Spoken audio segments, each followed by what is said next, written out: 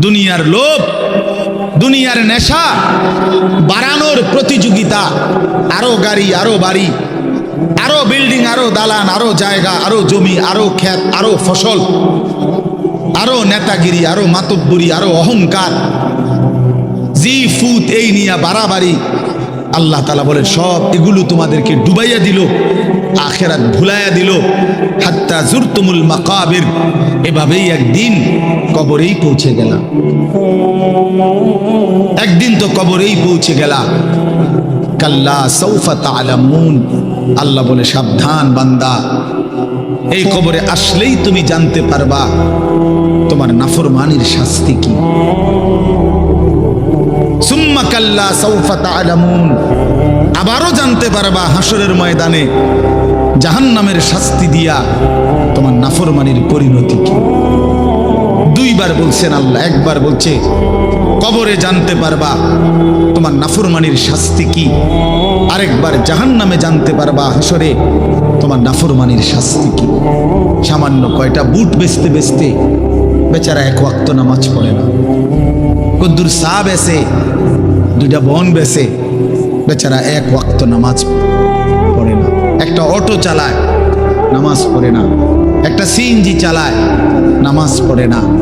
12,000 14,000 টাকার একটা বেতন, এই কদ্দুর চাকরি করে, এটুকুর জন্য একটা নামাজ, একটা সেজদা দেয় না আল্লাহকে। হায় রে নাফরমান, কি পাইয়া আল্লাহরে ভুলে গেল। এই একটা বুটমুড়ির দোকান, একটা বন বিড়ির দোকান, একটা অটো, একটা সিএনজি, 12,000 14,000 20,000 টাকার একটা সামান্য চাকরি, এই সামান্য এটুকুর জন্য আল্লাহকে ছেড়ে দিলেন, আখিরাতকে ভুলে গেলেন। আস্তাগফিরুল্লাহ, আস্তাগফিরুল্লাহ। প্রিয় ভাই আমার, ছেলেরা আমার, তোমাদেরকে বলি ভাইয়া, 12,000 টাকার একটা বড় মোবাইল অথবা 18,000 টাকা 20,000 টাকার একটা মোবাইল পাইয়া আল্লাহকে এভাবে ভুলে গেলা। নিজের চরিত্র, নিজের ইজ্জত, নিজের আত্মমর্যাদা, নিজের বংশের মর্যাদা, বাবা মায়ের সম্মান, ইসলামের সম্মান, আল্লাহর কথা, রসুলের কথা, কবর, মরণ, আখিরাত সব ভুলে গেলা ভাইয়া। এই মাত্র 20,000 টাকার কাছে এভাবে হেরে গেলা, এভাবে চরিত্রহীন হয়ে গেলা। সারা দিন নাই, রাত নাই। আমাদের ছেলেগুলোর দিকে তাকাইলে মায়া হয়। সারাটা দিন হাঁটে, বসে, চলে, ফিরে, শুধু মোবাইল, শুধু মোবাইল, শুধু মোবাইল, শুধু রাত কি রাত, সারা রাত। ওই দেখেন ওই অপদার্থ কি করে, দেখেন, দেখছেন, দেখছেন ভাই কি পরিমাণ অপদার্থ, দেখেন কি পরিমাণ বেহায়া। চিন্তা করছেন? হ্যাঁ, এটাই জীবন। কিসের ইসলাম? কে বলে, কি বলে? আমার মোবাইল, আমি আছি, আমার মোবাইল আছে, এমবি আছে, চার্জ আছে, খালাস। আর কি, আর কি বলে? এই অসভ্যতার শেষ কোথায়? এই নোংরামির শেষ কোথায় বলেন? আমাদের এই প্রজন্ম গিয়ে থামবে কোথায়? 12 বছর 14 বছরের ছেলে যদি দিন রাত এভাবে মোবাইল ব্যবহার করে, তার ভবিষ্যৎ কি? তার আগামীর সম্ভাবনা কি? আগামীর পরিণতি কি বাপ? আপনারা যারা বাবারা এই যে সন্তানগুলো রেখে যাচ্ছেন, এদের ভবিষ্যৎ কি? যে একটা ওয়াক্ত নামাজ পড়ে না, যে আল্লাহর কোরআন পড়ে না। আল্লাহ আমাদেরকে বুঝ দান করেন, আল্লাহ আমাদের দিল দান করেন, আল্লাহ তাআলা আমাদেরকে ফিকির দান করেন। আমার ভাই, আমার বাবা, আমার তাইলে মূল বক্তব্য হলো, আমাদের জিন্দেগির একটা মূল বিষয়, আমরা মুসলমান হিসাবে আমাদের মৌলিক দায়িত্বই হলো দুইটা জিনিস। একটা হলো গুনাহ বর্জন, আরেকটা হলো আল্লাহ তাআলার হুকুম পালন। এটাই আমরা জিন্দেগি। ভাল লাগলো এটাই কাম, ভালো না লাগলো এটা কাম। মন মতো হইল এটাই জীবন, মন মতো না হইল এটা জীবন। কথা বুঝেন না? নামাজ আমারে পড়তেই হবে, এবার যত কষ্টই লাগুক, যত ক্লান্তি লাগুক আমাকে পড়তেই হবে। সুদ ঘুষ মিথ্যা হারাম রোজগার আমার ছাড়তেই হবে। এবার আমার সামনে বাকি সবাই লক্ষ কোটি টাকার মিলিয়ন মিলিয়ন টাকার মালিক হয়ে যাক, কিন্তু আমার যেহেতু অনুমতি নাই, আমি এটা যাওয়া যাবে না। এটাই মুসলমান, এটাই জীবন, এটাই তাকওয়া। আল্লাহ তাআলা আমাদের কাছে এটাই চায়, বান্দা গুনাহ বর্জন করো, আমার হুকুম পালন করো, বিনিময়ে আমি আল্লাহর কাছ থেকে অনন্তকালের জান্নাত বুঝে নাও। এটাকেই বলে তাকওয়া, এই ব্যক্তিকেই বলে মুত্তাকি, যে নিজেকে গুনাহ থেকে বিরত রাখে, আল্লাহ তাআলার হুকুমের মধ্যে ব্যস্ত রাখে, আল্লাহর হুকুম পালনে ব্যস্ত, যত কষ্টই হোক। আপনাদেরকে আমি একটা কথা বুঝাই। মনে করেন আমি প্রতিদিন রাতের 3:30, 3টা, 4টা সচরাচর এই টাইমে বাসায় ফিরি। তো ফিরা ফজরের নামাজ হলো 5:40 জামাত, তাহলে আমার হাতে তখন আর সময় আছে 1 ঘন্টা, 1.5 ঘন্টা, 1.25 ঘন্টা এরকম। এখন এই পুরা টাইম আমি বসে থাকাও আমার জন্য কষ্টকর, কারণ আমি এই 11টা বা 12টার দিকে ঘুম থেকে উঠে যে দৌড়াদৌড়ি শুরু করি, হুলস্থুল ব্যস্ততা, রাত 2টা বাজলে 3টা বাজলে আমার শরীরে আর বল থাকে না, আমি প্রচন্ড ক্লান্ত হয়ে যাই। সারা দিনের মাহফিল ছাড়াও আরো বহু কাজের সাথে কম বেশি আমার সম্পৃক্ততা আছে, অসংখ্য দিনই কাজের সাথে ব্যস্ততা আছে। তো এখন 3:30, 3টা, 4টার দিকে যাই আমি বাসায়, গিয়া যখন ঘুমাই তো আর 1 ঘন্টা বাকি ফজরের জামাত, 1.5 ঘন্টা বাকি। আমার জন্য ভীষণ কষ্ট হয় এই সময় আবার উঠা ফজরের জামাত ধরা। আমি আমার ঘুমের চারদিকে 3টা অ্যালার্মওয়ালা, একটা অ্যালার্মওয়ালা ঘড়ি, 2টা মোবাইল, একটা চায়না মোবাইল, পিছনে পুরাটাই স্পিকারওয়ালা, অনেক আওয়াজ হয়, ভীষণ আওয়াজ এটা। এইটা একটা, এই মোবাইল একটা, আবার একটা অ্যালার্ম ঘড়ি, 3টা একসাথে। একটা টি টেবিলের উপরে, একটা আমার কাপড় চোপড় রাখি, আমার একটা ছোট্ট আলমারি আছে, এটার উপরে একটা আমার মাথার কাছে, অর্থাৎ একটু দূরে রাখি এই জন্য যে অনেক সময় হয় কাছে একটা অ্যালার্ম বাজতে বন্ধ করে দিচ্ছি ঘুমের তাড়না, তো এইটা তো বাজে, ওইটা তো বাজে। তার মানে 3টা একসাথে যখন বাজা শুরু করে, শেষ পর্যন্ত আমাকে উঠতেই হয়, কারণ প্রচন্ড ঘুম রাইখাও আমি তখন উঠা জামাতে শামিল হওয়ার চেষ্টা করি। কেন? আমি এটা বিশ্বাস করি, মরিবাসি আমার তো নামাজ পড়তেই হবে। কথা বুঝছেন কিনা আমার? তাহলে এটা যদি কারো সিদ্ধান্ত হয়, ভাই আমাকে এটা পড়তেই হবে, আমাকে এটা করতেই হবে, আমার এটা লাগবেই, এই ছাড়া আমার কোনো উপায় নাই। তো এই ছাড়া যেহেতু আমার কোনো উপায় নাই, অতএব এটাই আমার জিন্দিগি, এটাই আমার জীবন, এটাই আমার জীবন। এই পৃথিবীর সব মানুষ, পৃথিবীর সব সুন্দরী দেখুক, আমার জন্য যেহেতু অনুমতি নাই, আমি শুধু আমার বিবিকেই দেখি। কথার কথা, আমার যেটা অনুমতি আছে আমি তাকেই দেখতে হবে। এই পৃথিবীর কোটি কোটি মানুষ হারাম রোজগার করুক, কিন্তু আমি বিশ্বাস করি আমার আখিরাত আছে, আমার আল্লাহর সামনে হিসাব দিতে হবে। অতএব আমরা এই মাদ্রাসায় পড়ুয়ারা, কত কত মসজিদের ইমাম আমাদের 10,000, 8,000 টাকা বেতন, 12,000 টাকা বেতন, অথচ বিবি অসুস্থ, একটা অপারেশন করতে গেলে বলে 50,000, 60,000, 1 লাখ টাকা। বেচারার চোখ দিয়া পানি পড়ে যে হায় কোত্থেকে কি হবে। কিন্তু এরপরেও এই 8-10 হাজার টাকা বেতনে আমাদের এই কওমি মাদ্রাসাগুলোর বেতন, উস্তাদদের যা বেতন তো আমরা বলি না, এই যাই একটু ওজিফা দেয়, এটা তো এক একজনের 50, 60, 70, 80 হাজার টাকা করে, ঠিক না? কি বলে জানেন? অল্প কয় টাকা, অল্প কয় টাকা। এইটুকু দিয়ে খোদার 30 দিন আখিরাতের আশায়, পরকালের আশায় কলজা বাইন্ধা হারাম থেকে বাইচা জিন্দিগি চালায় বাপ।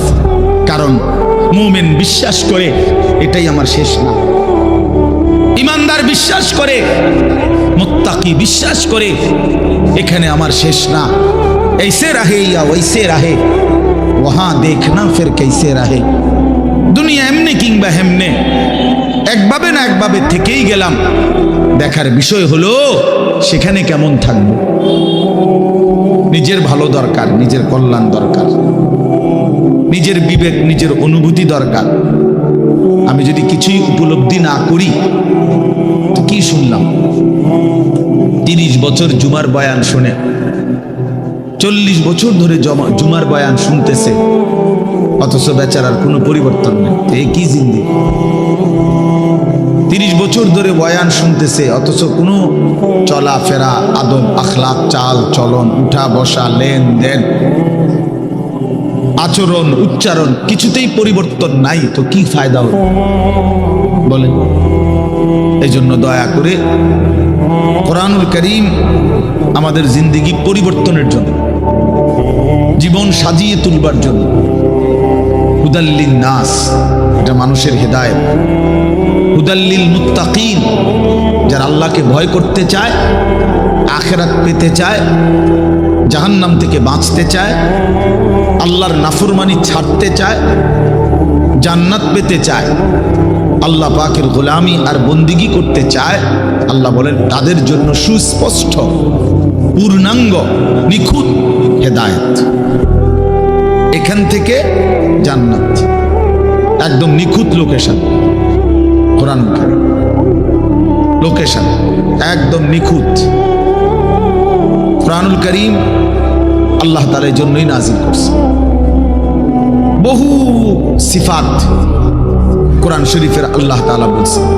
মাউইযাতুন, এটা উপদেশ, বুশরা, এটা সুসংবাদ, রাহমাতুন, এটা রহমত, বাসাইরুল লিন্নাস, এটা মানুষের জন্য অন্তর্দৃষ্টি সম্পন্ন জ্ঞান, গভীর জ্ঞান,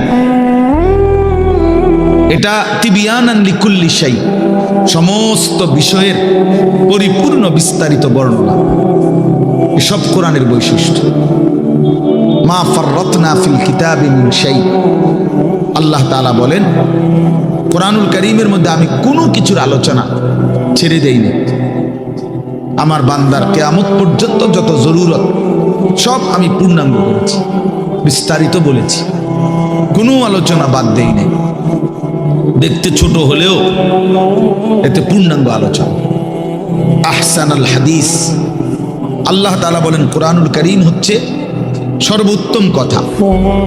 কিতাবান, কোরআনুল কারীম হচ্ছে এক মানুষের জিন্দেগীর সকল বিষয়ের পূর্ণাঙ্গ আলোচনা সমৃদ্ধ একটি বই, কিতাব, যার মধ্যে সব বিষয়ের পূর্ণাঙ্গ আলোচনা আছে।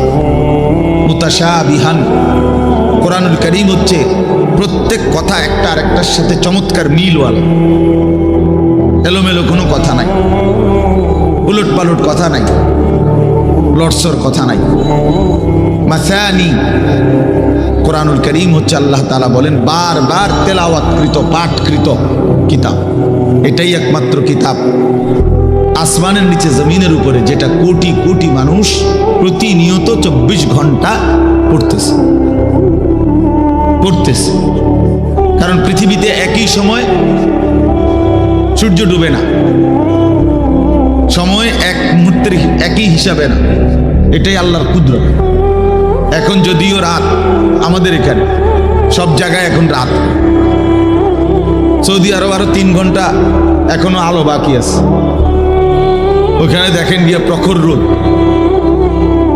অথবা আসরের পরের টাইম, তাহলে সেখানে তো এখনো আরো 2-2.5 ঘন্টা আলো আছে, কোথাও পূর্ণ দিন।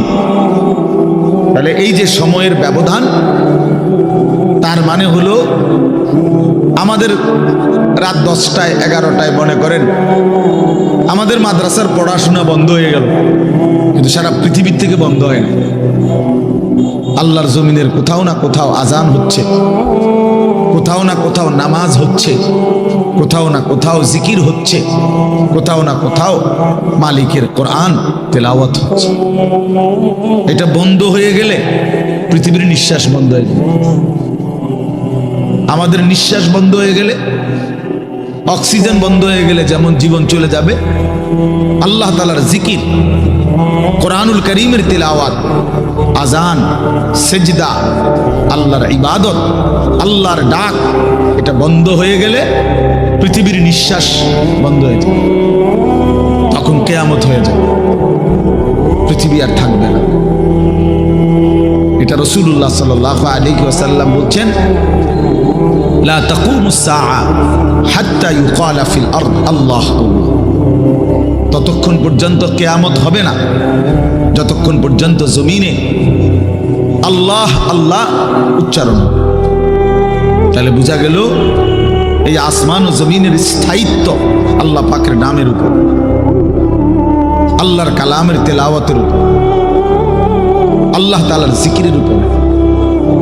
ওই ছেলে, জলদি করো, যদি 1 মিনিটে শেষ করো। সদর বদর করতেছো কোন সময় ধরে? বলো না কেন রেদওয়ান, এগুলো এতক্ষণ কি করো তুমি? হটর মটর করতে আছে।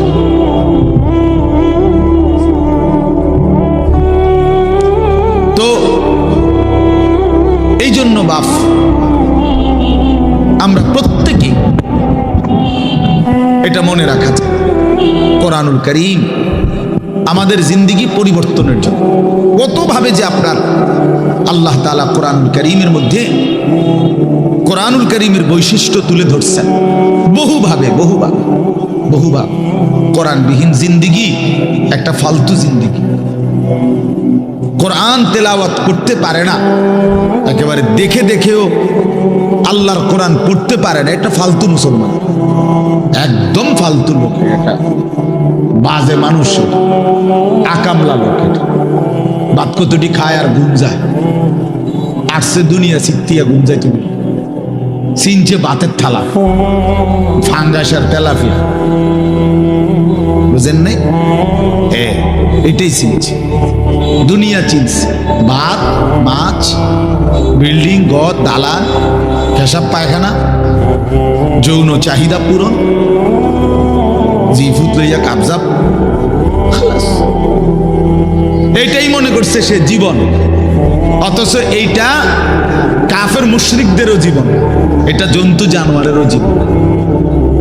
সমস্ত বেঈমানও এই খাদ্য পানীয়, আহার, নিদ্রা, কামাই রোজগারি, যৌন চাহিদা পূরণ, পেশাব পায়খানা, ঘুম ইত্যাদি নিয়েই ব্যস্ত। জন্তু জানোয়ারও এগুলো পূরণ নিয়ে ব্যস্ত। তা আমি যে মুসলমান, আমার আলাদা বিশেষত্ব কি? আমার আলাদা গুণাগুণ? ভাত খানার নাম নিয়ে মুসলমান বলেন, ঘুম যাওয়ার নাম নিয়ে মুসলমান। তো তাই বিল্ডিং করছেন আপনি, আমি একটা বিরাট মুসলমান হুজুর, আল্লাহর রহমতে 6 তলা বিল্ডিং করছি। আপনি 6 তলা বিল্ডিং করছেন? এই 4 তলা, 6 তলা, 10 তলা এই সমস্ত বিল্ডিং আমাদের বাংলাদেশে যেগুলো, ইউরোপ, আমেরিকা, এগুলো তো গণা তো ধরেন, তো গরু গরু মনে করেন, এগুলোর তো তারা গরু গরু মনে করেন। আমার একজন পরিচিত আছে, জাপানের থাকে, উনি আমার বলছে, হুজুর আপনারা যে সমস্ত প্রাইভেট কারে চলেন, এগুলো দিয়ে আমাকে জাপানে ছাগল টানে। এইখানে এগুলাতে আমি যদি বলি, মিয়া চিনেন কত বড় বক্তা, প্রাইভেট কার দিয়ে আসছি, খামখেয়ালি মনে করছেন মিয়া? তো এইটা কি আসলে? প্রাইভেট কার দিয়ে আইলে কি, প্রাইভেট কার দিয়ে তো ছাগল টানে। তার মানে এখানে আহামরি কিছুই না। এজন্য বাপ, মুসলমানের সন্তান আমরা, আমি একজন মুসলমান আজ এত বছর ধরে, অথচ আমি আমার মালিকের কোরআন পড়তে পারি না, আমার মালিকের নামটাই সুন্দর করে নিতে পারি না, আমার রসুলের শেখানো একটা দোয়া মুখস্থ বলতে পারি না। এর চাইতে দুর্ভাগ্য, বদনসিব আর কি হতে পারে? এর চাইতে ফালতু জীবন আর কি? যে তার মালিকের নামটাই নিতে পারে না, যে তার মালিকের কিতাবই পড়তে পারে না, যে রাসূলুল্লাহ সাল্লাল্লাহু আলাইহি ওয়াসাল্লামের শেখানো দোয়াই পড়তে পারে না, যার কলিজার ভিতরে আল্লাহর কোরআনই নাই, তার জীবনটা একেবারে একটা বেহুদা জীবন। একেবারে পরিষ্কার হাদিস। রাসূলুল্লাহ সাল্লাল্লাহু আলাইহি ওয়াসাল্লাম বলেন, ইন্নাল্লাযী লাইসা ফি জাওফিহি শাইউম মিনাল কুরআন কাল বাইতিল খারিব।